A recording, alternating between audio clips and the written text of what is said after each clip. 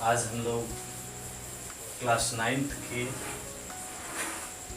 Mathematics के लिए पहला चैप्टर रियल नंबर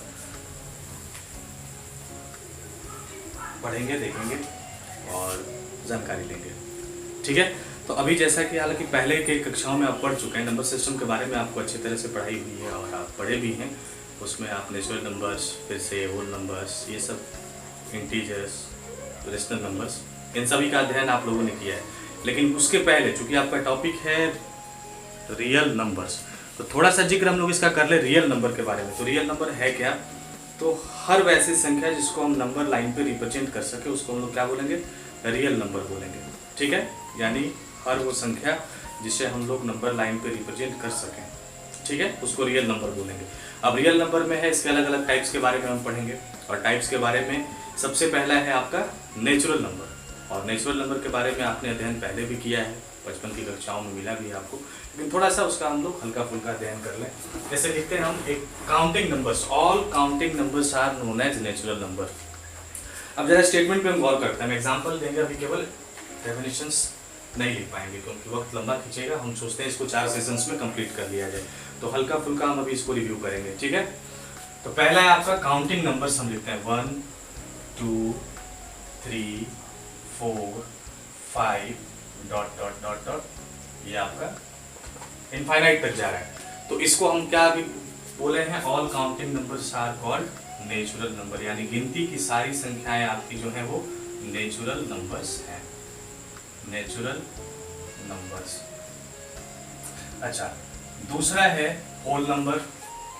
तो all natural numbers together with zero, ठीक है, सारे नेचुरल नंबर्स और साथ में अगर जीरो भी हो तो उस वक्त इसका नाम होल नंबर रखा जाता है। यानी ये तो रहेंगे ही 1 2 3 4, साथ में केवल एक ऐड होगा तो क्या वो होगा आपका जीरो, और ये भी इनफाइनाइट तक जाएगा।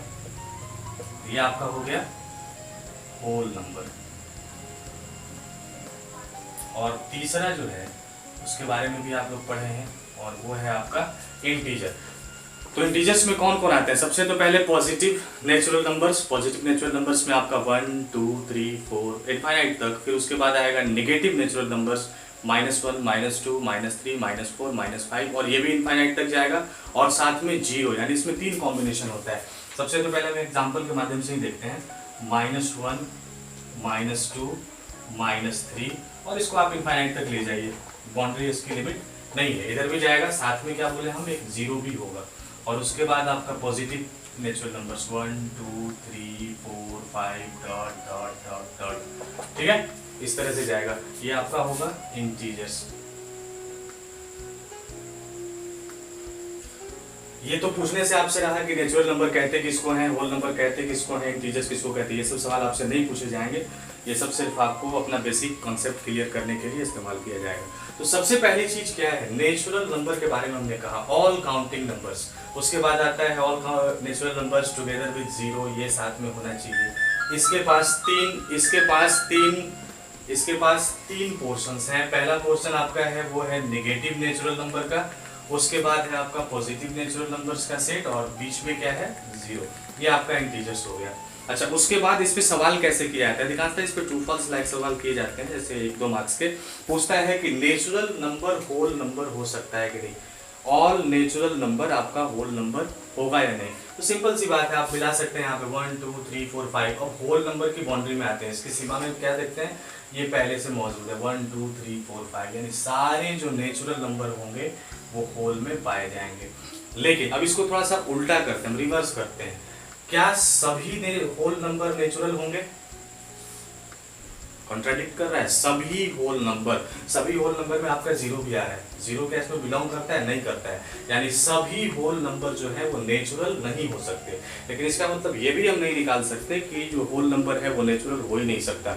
होगा, 1 होगा, 2 होगा, 3 होगा, यानी कुछ जो है होल नंबर ये आपके नेचुरल नंबर होंगे। सभी तो नहीं होंगे क्योंकि एक जीरो जो है यहाँ पे नहीं पाया जा रहा है, यानी सभी का जब ऑप्शन रहेगा तो आप इसको कट कर देंगे।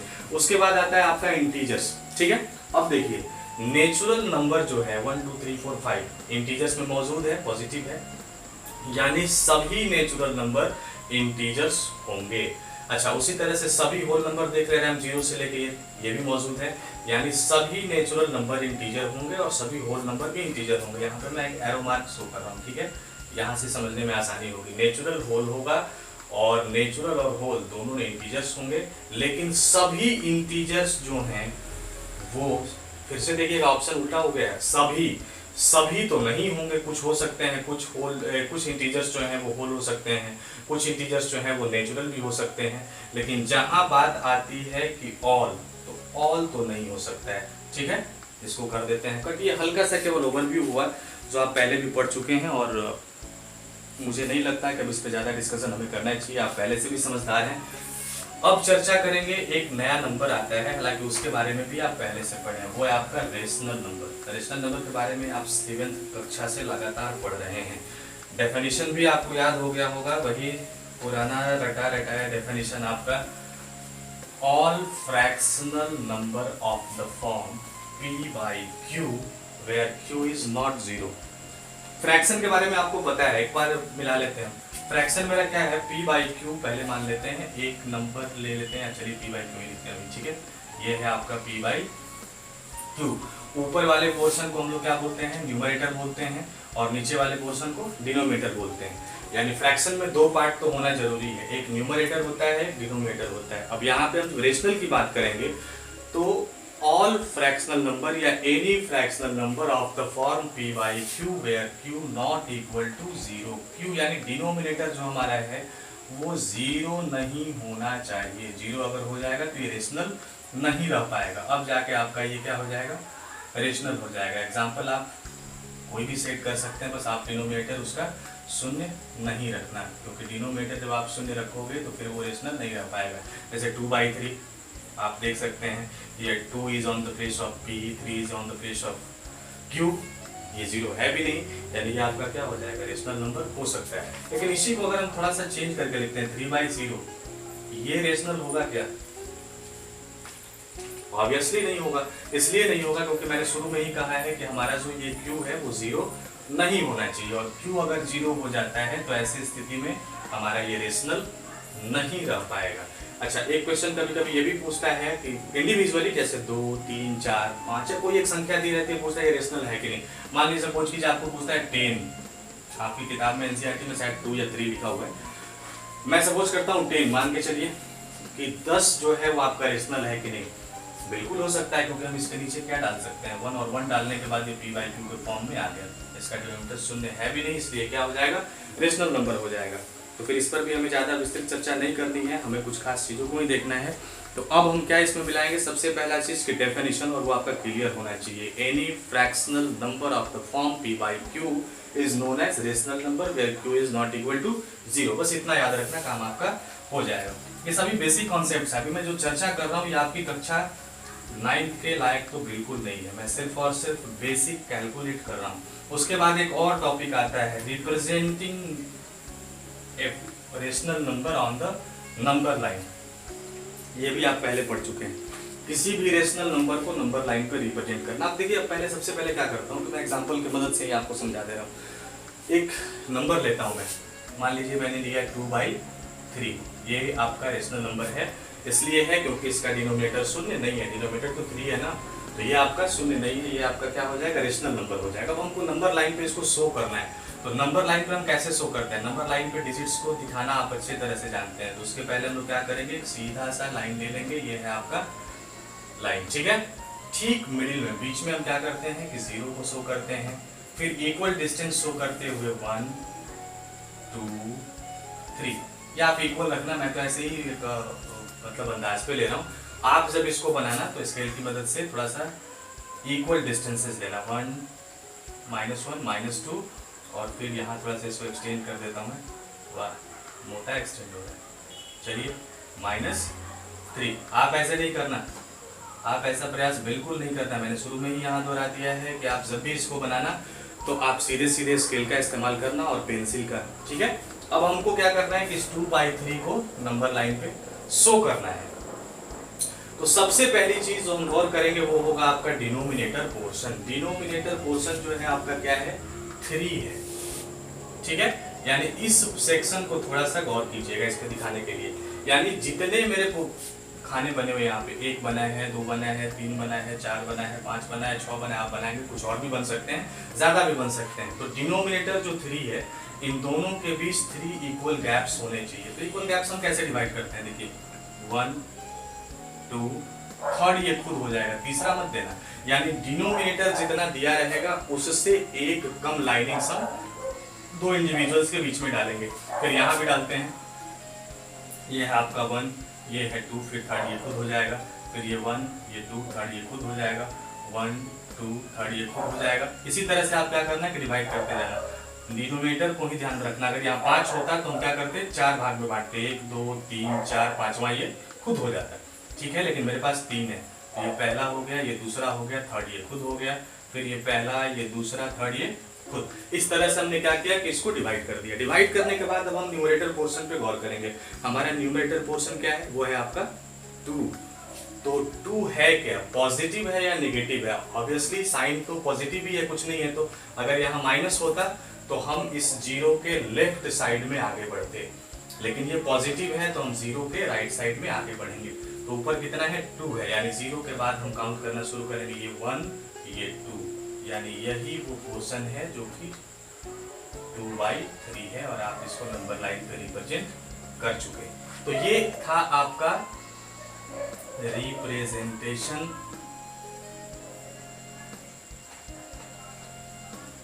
इसका of a rational number on number line, ठीक है, rational number on number line. अब ये कुछ भी होगा, आप बना सकते हैं। मैंने फिर से, आप जब भी इसको देखोगे तो आप समझ जाओगे, क्योंकि इसमें कोई खास मेहनत नहीं करनी है। जो भी डिजिट दिया रहेगा उसका डिनोमिनेटर चेक कर लेना, एक आराम से लाइनिंग ले लेना, फिर आप अपना 1 2 3 0, फिर इधर -1 2 3, और डिनोमिनेटर जो होगा उससे एक कम लाइन हम बीच में डालेंगे। 3 है तो मैंने 2 डाला, 5 रहता तो 4 डालते, 5वां ये खुद हो जाता है इस तरह से। और अब उसके बाद इंपॉर्टेंट पोर्शन मेरा था कि हम पॉजिटिव और नेगेटिव चेक करेंगे। नेगेटिव होगा तो माइनस साइन होगा साथ में, लेकिन यहाँ पॉजिटिव है तो आपको लेफ्ट में नहीं जाना है, राइट में जाना है, तो आप 2 गिन के इसको डाल देंगे। इस तरह से हम क्या करते हैं कि नंबर लाइन पे इसको रिप्रेजेंट कर चुके। अब क्या है कि अगला पोर्शन है, अगला पोर्शन है, अभी तो सिर्फ बेसिक्स चल रहा है। अभी जितना भी चल रहा है ये सभी बेसिक्स हैं, और बेसिक्स के बाद हम कुछ स्टैंडर्ड क्वेश्चंस पे भी चर्चा करेंगे। और ठीक है, उसके बाद हमारे पास क्या है, इक्विवेलेंट रेशनल्स किनको कहेंगे। एक नंबर में लेता हूँ 1/2, ठीक है। अब इसमें इक्वल से मैं गुना कर देता हूँ, ये हो गया आपका 2 से ऊपर भी 2 से नीचे भी, तो ये आ गया 2/4। और इसी 1/2 में मैं मल्टीप्लाई कर देता 3 से ऊपर 3 से नीचे, तो ये आ जाता 3/6। फिर इसी 1/2 में 4 से ऊपर 4 से नीचे, तो ये आपका आ जाता 4/8। इस तरह से आप जिससे भी मल्टीप्लाई करना, तो अपर एंड लोअर दोनों पोर्शन में लगातार कर लेना, तो आपके पास जो आएगा उस रिजल्ट को आप मिला सकते हो। ये जो 3 नंबर्स आपको दिख रहे हैं, पहला 2/4, दूसरा 3/6, और फिर ये। अब आप इसको देख सकते हैं, ये कट के कितना आएगा 1/2, ये भी कट के आएगा 1/2, और ये भी कट के आएगा 1/2।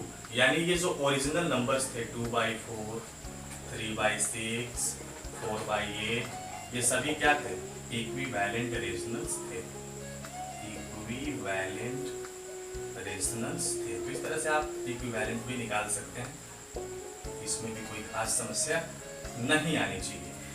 चलिए फिर इसको भी मिटाते हैं। इसके बाद भी मुझे लगता है कि कुछ बेसिक्स बच रहे हैं। हाँ, सिंपलेस्ट फॉर्म। तो अभी जो काम आप कर रहे थे वो आपका सिंपलेस्ट फॉर्म ही था, लेकिन फिर भी इसको 2 तरह से हम डिस्क्राइब कर सकते हैं। पहला तो ये है जो आपने सीखा है, और वो ये है, जैसे मान लीजिए कोई नंबर मैंने अभी लिखा 4/8, ठीक है, 4/8 मैंने लिखा। अब ये सिंपलेस्ट फॉर्म है। सिंपलेस्ट फॉर्म का मतलब कि अभी आगे कटे नहीं, लेकिन अभी मैं इसको कटा सकता हूँ। ये क्या हो सकता है, 4 2 जा 8, ये आ गया 1/2। अब ये 1/2 फर्दर आगे नहीं कटेगा, तो अब ये आपका अपने सिंपलेस्ट फॉर्म में है, ठीक है। या इसको दूसरी भाषा में कह सकते हैं कि आपका जो न्यूमरेटर है और डिनोमिनेटर है, दोनों का HCF 1 आना चाहिए।